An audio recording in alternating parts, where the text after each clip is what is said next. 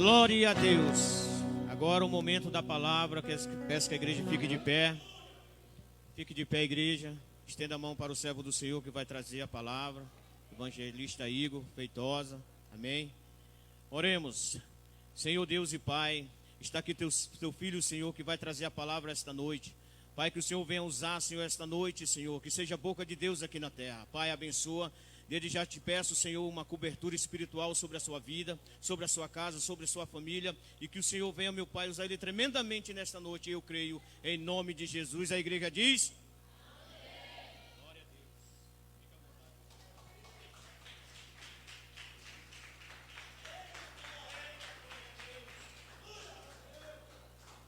Louvado seja Deus.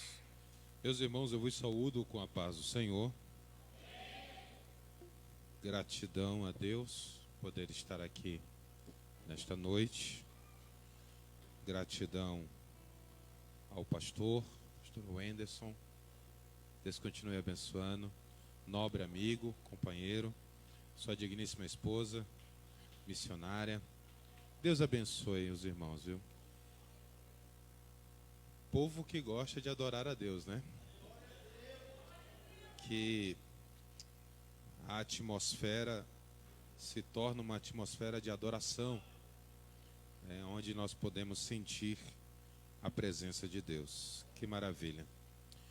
Fico muito feliz em poder estar aqui com os irmãos. Trago saudações do meu pastor Haroldo.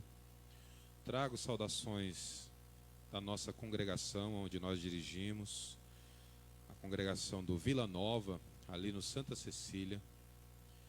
Uma congregaçãozinha humilde, mas também que ama adorar a Deus. A igreja recebe a paz, amém? A minha esposa não pôde estar presente, ela não está bem de saúde.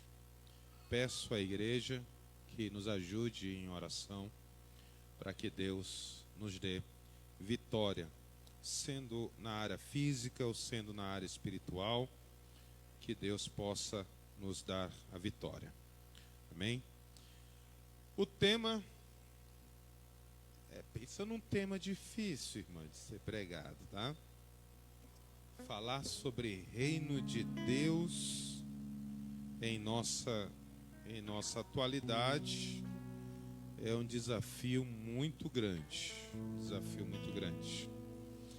Mas eu orei a Deus, pedi a Deus uma direção, pedi a Deus uma inspiração para que pudesse compartilhar com os irmãos algo que venha do coração de Deus.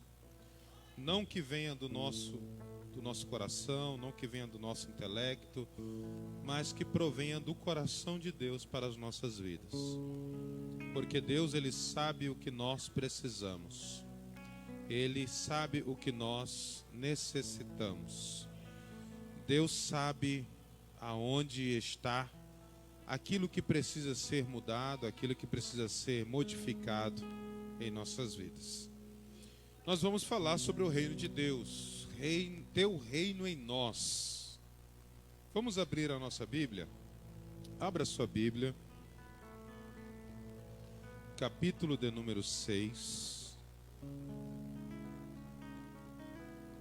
Versículo de número 10. Teremos apenas um versículo. Livro de Mateus, capítulo 6. Capítulo 6 de Mateus, versículo de número 10. Apenas um versículo. É um texto muito conhecido. Com certeza você aprendeu na escola bíblica dominical, quando você sentava na salinha das crianças, né? A oração do Pai Nosso. Muito significativa, que tem profundos ensinos para as nossas vidas. Versículo 10 nos diz assim: venha o teu reino, seja feita a tua vontade, assim na terra como no céu.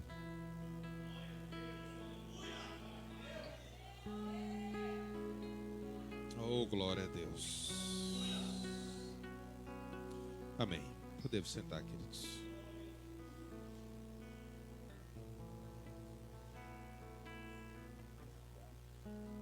Teu reino em nós.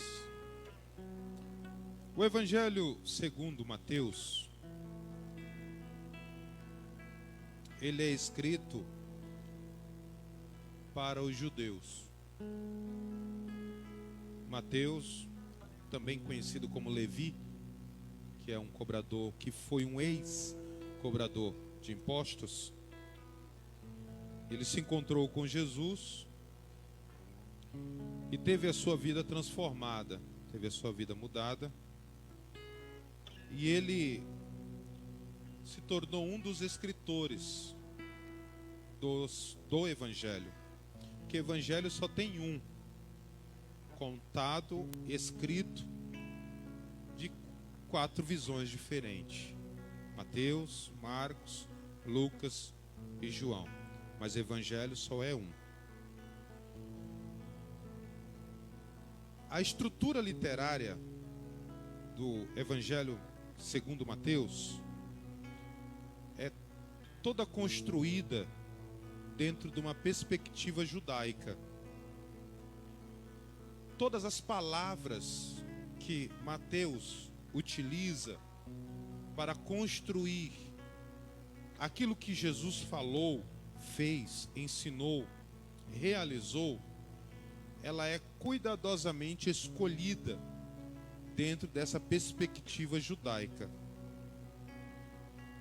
Mateus, ele traz o evangelho do reino, ou o evangelho do rei. Porque para Mateus, o importante é provar e mostrar que Jesus Cristo, aquele homem simples da Galileia, aquele homem que andava, pregava, ensinava, curava, que transformava vidas que se achegava perto dele, este homem, ele é o Messias. Mateus não foi o primeiro a escrever. Tradicionalmente, nós aprendemos que Marcos, dentre os evangelhos, Marcos é o primeiro evangelho a ser escrito. Mas Agostinho, que é um dos pais da igreja, resolveu citar Mateus em primeiro local, logo depois de Malaquias, findando assim o período do silêncio de Deus, que é entre Malaquias e Mateus. Mateus está exatamente em primeiro local na Bíblia, não por data, mas pela sua importância. Porque o escritor Mateus, ele pega todas as profecias, ou pelo menos uma boa parte das profecias do Antigo Testamento, e mostra para os seus leitores que aquele homem galileu é o Messias. Por isso que muitas vezes nós encontramos neste evangelho, na narrativa de Mateus, a expressão para que se cumprisse o que foi dito, aquilo que foi falado por intermédio de fulano, para se cumprir o que foi dito no livro de Salmos. Então Mateus, ele traz a veracidade das profecias do Antigo Testamento e mostra que estas profecias se cumprem em Jesus, mostrando que Yeshua, Jesus, é o Mashiach, é o Messias. Devido ao seu público, os seus leitores serem judeus, ele escolhe com muito cuidado as palavras para que não ferisse o orgulho dos judeus. Porque os judeus, dentre aquilo que nós conhecemos como escritura, os judeus têm um zelo enorme com aquilo que se diz ser escritura sagrada. Todas as vezes que o judeu vai ler um documento, sendo ele sagrado ou sendo ele um outro tipo de documento, até mesmo histórico, e ele encontra a palavra Iafer, ou ele encontra o tetagrama sagrado, ele substitui o nome de Deus pela expressão Adonai. Porque para os judeus é irreverente, falta de temor a Deus, pronunciar o nome de Deus, em respeito a um dos mandamentos, dos 10 mandamentos, o decálogo: não chamarás ou não tomarás o nome do seu Deus em vão. Por isso que nós encontramos neste evangelho muita expressão como reino dos céus, ou reino do céu. Nunca ou muito pouco a expressão reino de Deus. Ele faz questão de que seus leitores, ao lerem este evangelho, compreenda de forma clara, dentro da cultura, dentro do temor, dentro da reverência literária que eles possuíam, que aquele homem é o Messias. Nós estamos nos primeiros momentos do ministério de Jesus. Os primeiros momentos no ministério de Jesus foram os momentos de suma importância para destacá-lo como uma pessoa diferente dos demais. Porque professores na época, mestres na época, rabis na época, existiam muitos. Muitos ensinavam, muitos pregavam, muitos ensinavam a Torá ou a Taná, muitos ensinavam sobre o Pentateuco, sobre os profetas, sobre salmos, sobre as 613 leis e preceitos que Deus estabeleceu para seu povo. Mas Jesus, ele é um homem diferente. Então Mateus destaca os primeiros momentos do ministério de Jesus, mostrando que ele não é igual aos fariseus, que ele não é igual aos escribas, que ele não é igual aos doutores da lei da sua época. Jesus tem algo de diferente. Capítulo 5 de Mateus, capítulo 6 de Mateus, capítulo 7 de Mateus, ele é conhecido como o grande sermão da montanha, mais precisamente, o primeiro grande sermão de Cristo, aonde ele traz todas as características, não do reino terreno, dominado, imperado, regido por Roma, não. Capítulo 5, capítulo 6, capítulo 7, ele traz todas as características, toda a constituição do reino de Deus. Toda a constituição do reino de Deus. E Mateus se preocupa em mostrar a reação do público que ouve Jesus. Se você pegar na sua Bíblia, no finalzinho, próximo ao final do capítulo de número 7, você vai encontrar a expressão: terminando Jesus de pronunciar todas estas palavras, a multidão que o ouvia ficou admirada com o que ele falava, porque ele ensinava como quem tem autoridade e não como os escribas da sua época. Mateus, ele usa uma expressão, autoridade, que não quer dizer apenas falar com convicção ou falar com certeza. O texto grego vai nos destacar que quando Jesus falava, as pessoas não só entendiam, como sentia o poder das suas palavras. Oh, glória a Deus! Jesus possuía o dínamos de Deus, o poder em ação de Deus. Quando Jesus falava, as suas palavras iam de encontro à necessidade do seu público, e o seu povo sentia a vida que provém dele. Oh glória a Deus.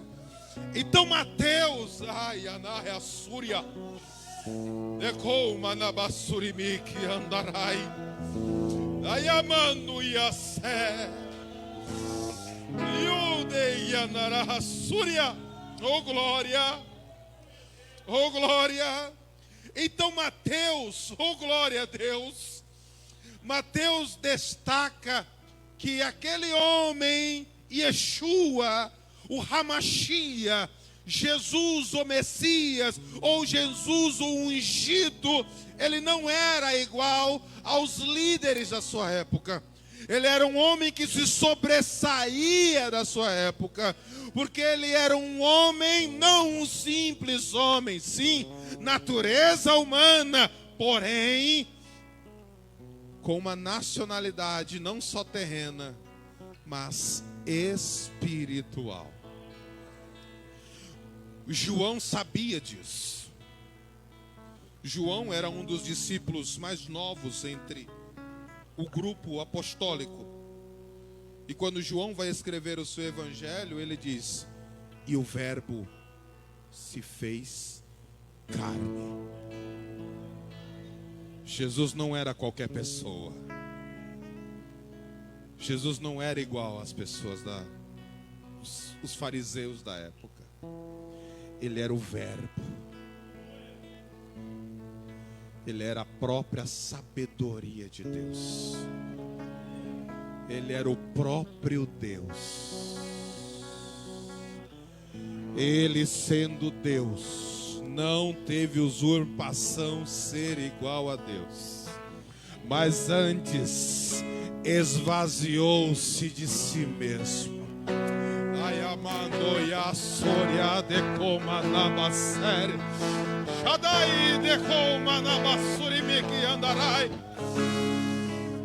E ele tomou forma de servo, humilde, simples, porém cheio da virtude de Deus.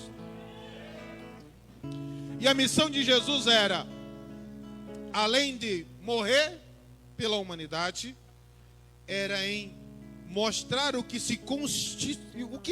era realmente a lei de Deus. Porque em nenhum local dos evangelhos, Jesus, ele diz que ele veio excluir a lei, mas ele veio cumprir a lei. Porque o ser humano é incapaz de cumprir 10 mandamentos. A lei serve para nos mostrar que somos incapazes de obedecer 10 mandamentos. Simples 10 mandamentos. A natureza caída do homem é incapaz de agradar a Deus em guardar os seus mandamentos. Mas aí vem Jesus e diz: vocês estão pensando que eu vim abrogar ou excluir a lei? Não vim não. Vocês são incapazes de viver a lei, mas eu vim cumprir. Jesus veio cumprir a lei em si mesmo, para que em Cristo eu possa ser justificado diante de Deus. Eu não consigo cumprir a lei, mas Ele cumpriu por mim. A minha confiança está nele. Quando Deus me olha, diz: está cumprido.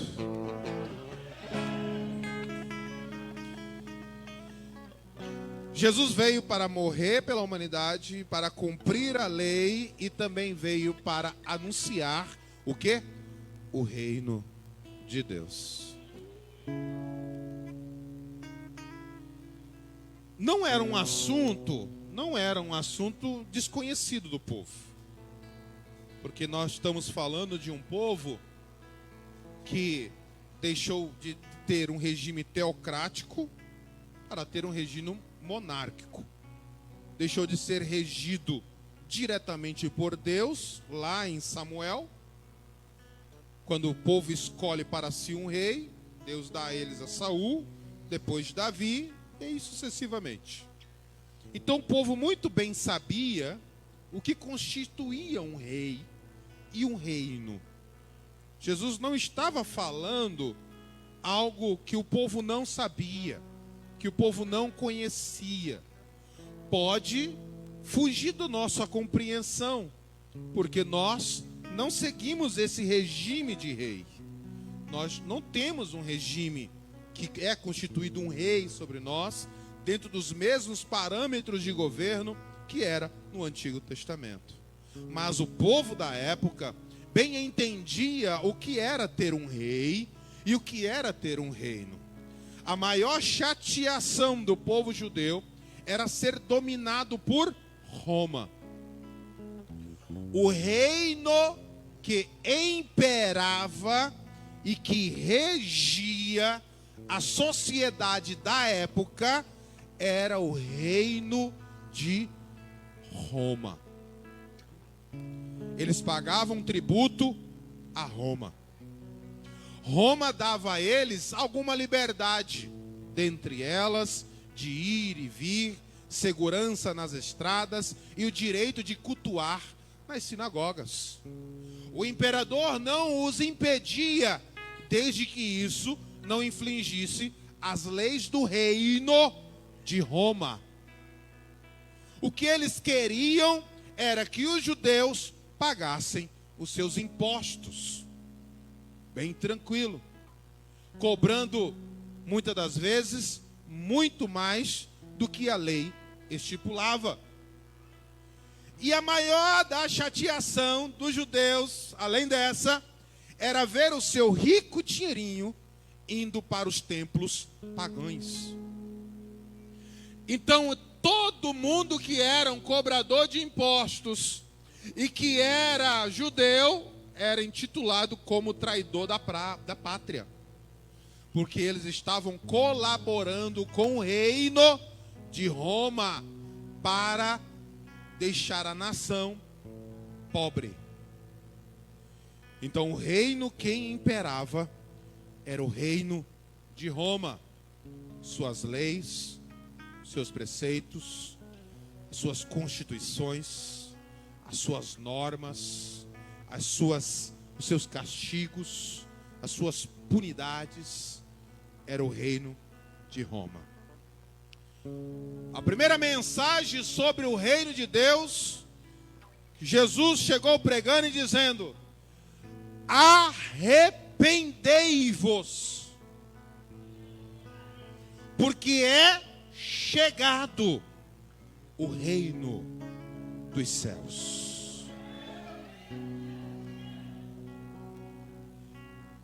O reino dos céus é a contramão do reino de Roma. O reino dos céus tem uma perspectiva, uma cosmovisão, a forma de você enxergar o mundo diferente. Roma pensa nas coisas da terra. Reino de Deus pensa não só nas coisas da terra, mas a prioridade é as coisas do céu.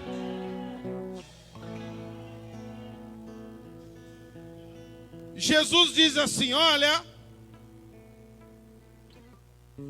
buscai em primeiro lugar o reino de Deus e a sua justiça. Não se pode esquecer da justiça. Porque a justiça do reino de Deus é diferente da justiça do reino de Roma. A justiça do reino de Deus, ela é justa. A de Roma funciona com suborno. Então Jesus vem dizendo: olha, busque em primeiro lugar o reino de Deus e a sua justiça, e todas estas demais coisas vos serão acrescentadas. E se você ler o contexto, você vai encontrar que Jesus ele está falando sobre as necessidades básicas do ser humano: comer, vestir, beber.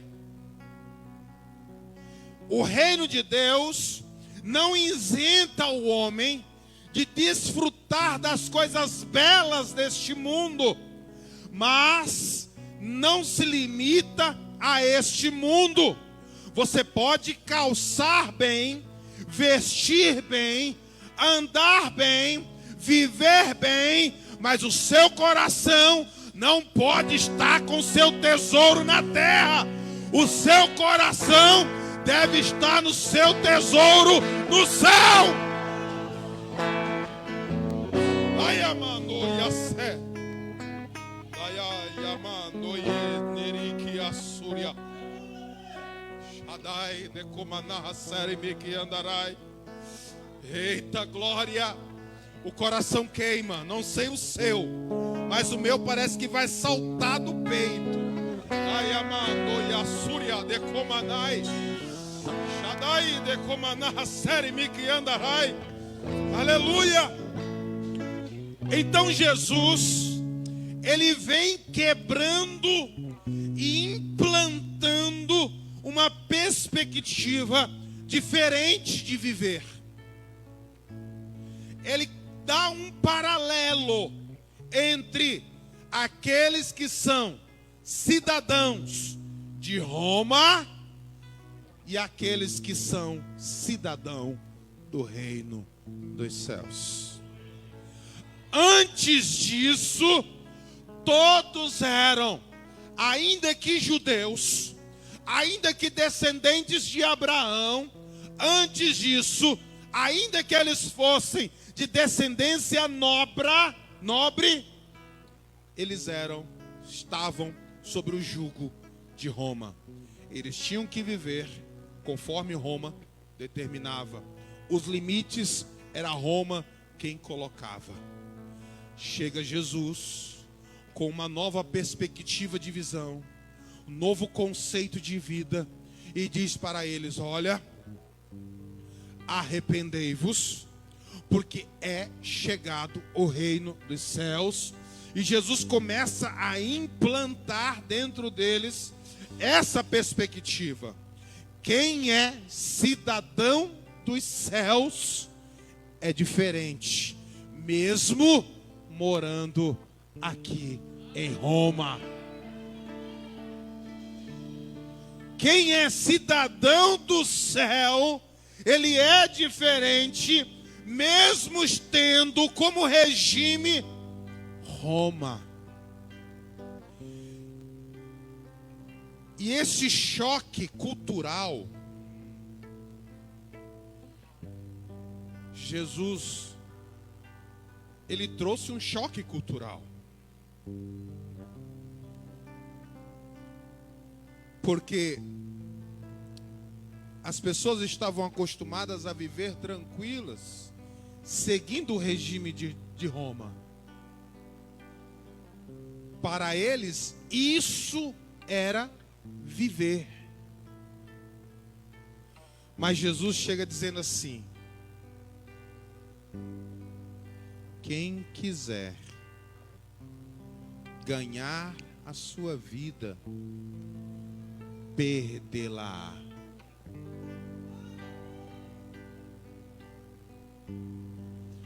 E quem perder a sua vida por amor a mim, Axalá.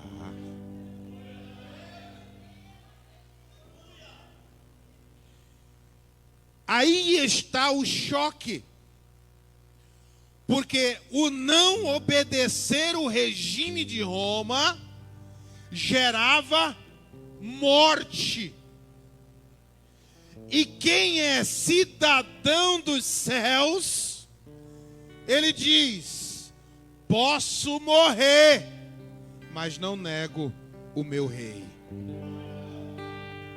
É um choque cultural. Porque para Jesus, ainda que você esteja aqui nesta terra, com a sua cidadania terrena, mas você é um cidadão do céu. Vai chegar um momento da sua vida que você vai ter que escolher: ou obedece a terra, ou obedece os céus. E quem obedece os céus, geralmente tem a sua vida punida.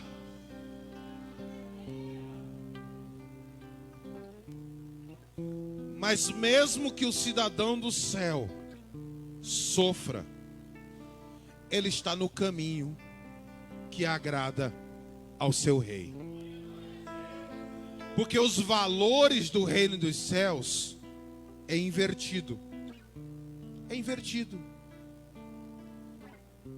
No reino daqui, de Roma, o homem não pode chorar. Chorar é sinal de fraqueza. Chorar é sinal de fragilidade. Mas no reino dos céus, Jesus disse que bem-aventurados que choram, porque serão consolados. A construção do texto grego, nós encontramos uma palavra nesta bem-aventurança, ou bem-aventurado. A palavra é makairos, que significa mais do que felizes, ou felicidade ao extremo. O que Mateus registra, o que Jesus falou, Jesus está dizendo assim: não existe felicidade maior do que aquela que vem dos céus. A felicidade é tanta que ainda que você chore, mas você será consolado. Porque aqueles que fazem parte do reino de Deus, ainda que eles estão chorando, mas eles confiam no seu rei, que ele os consolará. E ele diz: bem-aventurado os misericordiosos, porque alcançarão misericórdia. O reino de Deus, ele veio para nos levar na contramão do reino de Roma. Por isso que Jesus, na oração do Pai Nosso, que é uma oração modelo, ele resume tudo o que está no contexto em uma oração. E ele diz: quando você for orar,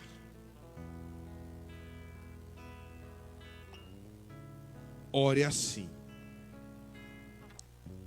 Pai Nosso. Não é meu Pai, é Pai Nosso,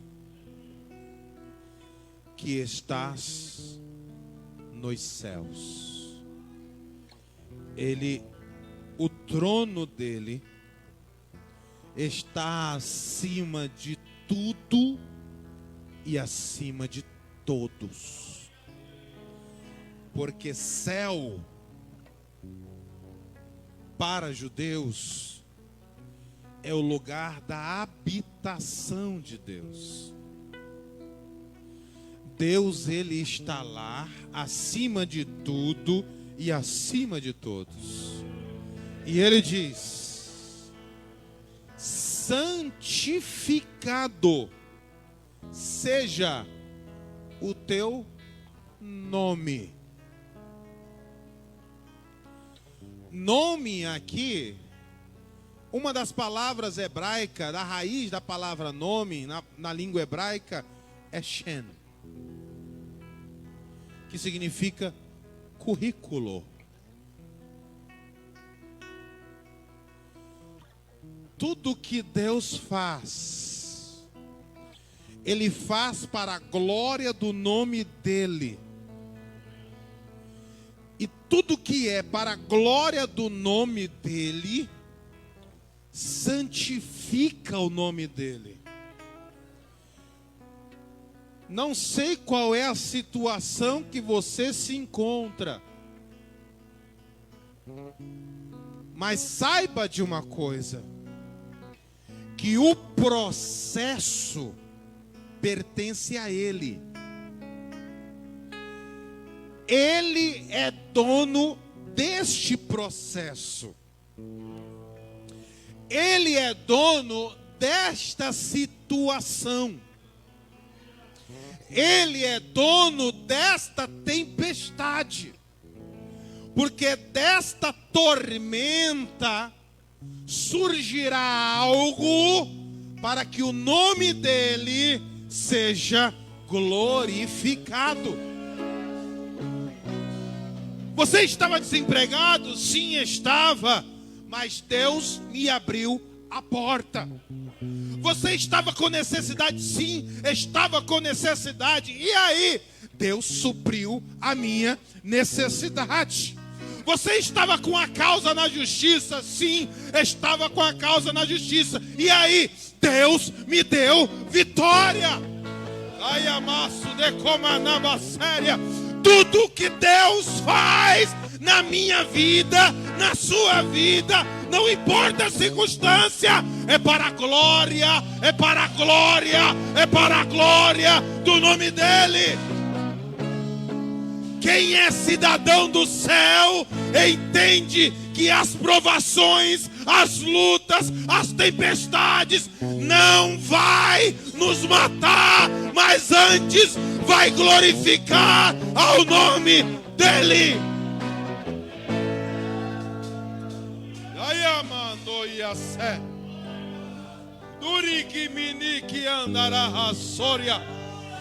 Quem é cidadão do céu é diferente. Irmão, você está na prova? Tô, e aí? Eu estou na prova, mas e aí? Deus vai me dar vitória. Ele é diferente. Como é que está lá, irmão? Rapaz, está difícil. Mas e aí? Mas hoje tem culto. Vou para a igreja. Ele é cidadão do céu. Ele, por mais que ele viva aqui na terra, mas a sua mente, a sua cabeça, o seu pensamento está no céu.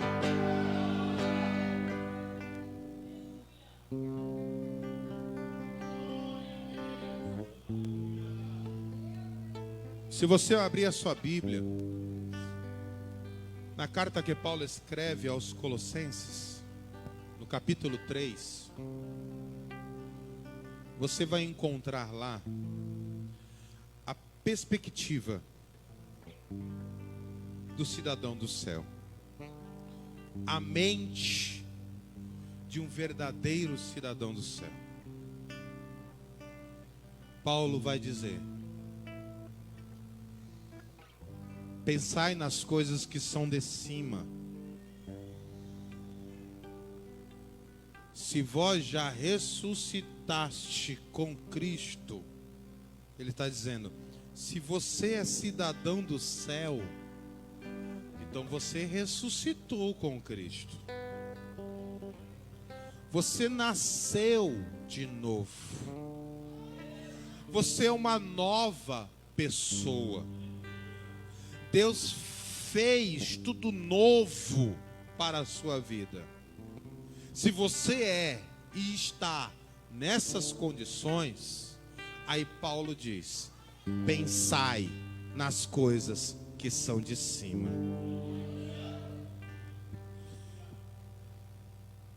Buscai as coisas que são de cima. Porque esta é a característica de quem é cidadão do céu.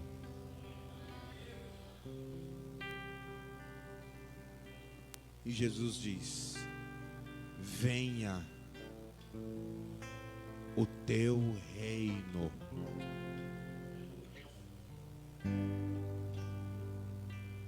Seja feita a tua vontade. Cidadão do céu é renúncia, não é imposição, é renúncia. Para o reino de Deus vir, eu preciso mandar embora o meu reino. Eu preciso me esvaziar das minhas regras. Eu preciso me esvaziar de todos os meus conceitos e deixar que o reino de Deus venha e molde em mim os conceitos do reino de Deus. Se você abrir a sua Bíblia, na carta que Paulo escreve à igreja que se encontrava em Roma, no capítulo de número 12, no versículo de número 2, você vai encontrar Paulo falando exatamente sobre isso. Ele diz: não vos conformeis com este mundo, mas transformai-vos pela renovação da vossa mente. Não vos conformeis, o texto grego vai nos trazer, não vos moldeis aos padrões de Roma. Não vos moldeis às filosofias de Roma. Não vos moldeis aos princípios de Roma, mas deixa o reino de Deus vir e transformar a tua mente. Crente com mente transformada, ele adora a Deus na bonança e adora a Deus na escassez. Crente com mente transformada, ele vem alegre para a igreja, mas vem também em tempos de angústia. Crente que tem mente transformada, ele entende que Deus é poderoso para fazer muito mais além do que pedimos ou pensamos. Se coloque de pé nesta noite. Teu reino é sempre eterno, firmado em misericórdia, justiça e igualdade, bondade e fidelidade. A tua igreja te adora. Aleluia. Cidadão do reino de Deus. Não é fácil, irmãos. Reino de Deus tem princípios, tem regras. E o rei deste reino é Jesus. E Jesus não facilita para ninguém não, irmãos. Porque o reino de Deus é justiça. não tem bajulação, não tem suborno, não tem jeitinho brasileiro. No reino de Deus não existe as falcatruas que tem no Brasil. Reino de Deus é justo. E ele não facilita para ninguém, porque ele não implora para ninguém fazer parte deste reino. Jesus não implora para você servir ele. Jesus não implora. Jesus não está, pelo amor de Deus, me serve. Não. Quem anda assim é os políticos do nosso tempo. Pelo amor de Deus, vota em mim. Jesus não precisa do seu voto. E ele diz assim, ó: aquele que quiser vir após mim, negue-se a si mesmo, tome a sua cruz e siga-me. Aquele que quiser. Ah, eu quero, Jesus. Tu és muito lindo. Tu és muito maravilhoso. Eu quero te servir. Ah, você quer? Quero.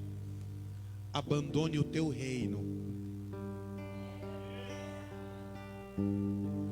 Abandone os teus conceitos.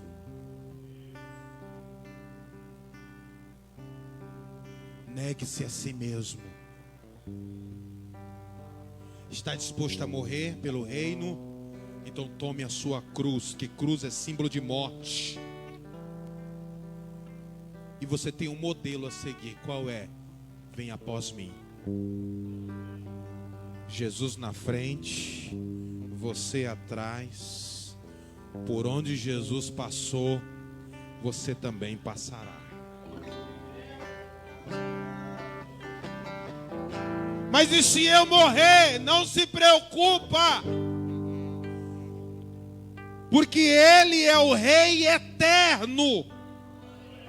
Ele venceu a morte para nunca mais morrer.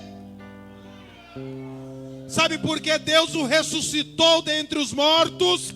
Tornou-o a primícia dos que dormem? Porque eu, como cidadão do reino, não posso temer a morte. Por quê? Porque ele disse: aquele que crê em mim, ainda que esteja morto, viverá.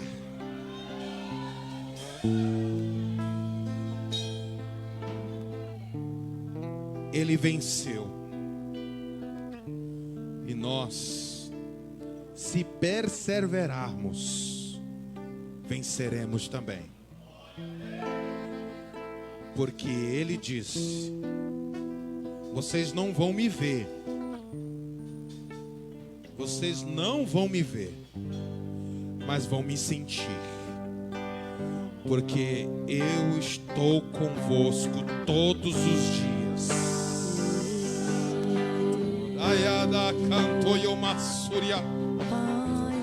Até a consumação dos séculos. Quem é cidadão do reino não anda sozinho. Quem é cidadão do reino não anda só. Quem é cidadão do reino não está só. Você que é cidadão do reino não está sozinho. O Rei está com você. A terra como é no céu, deixe o céu descer. A terra como é no céu, deixe o céu descer.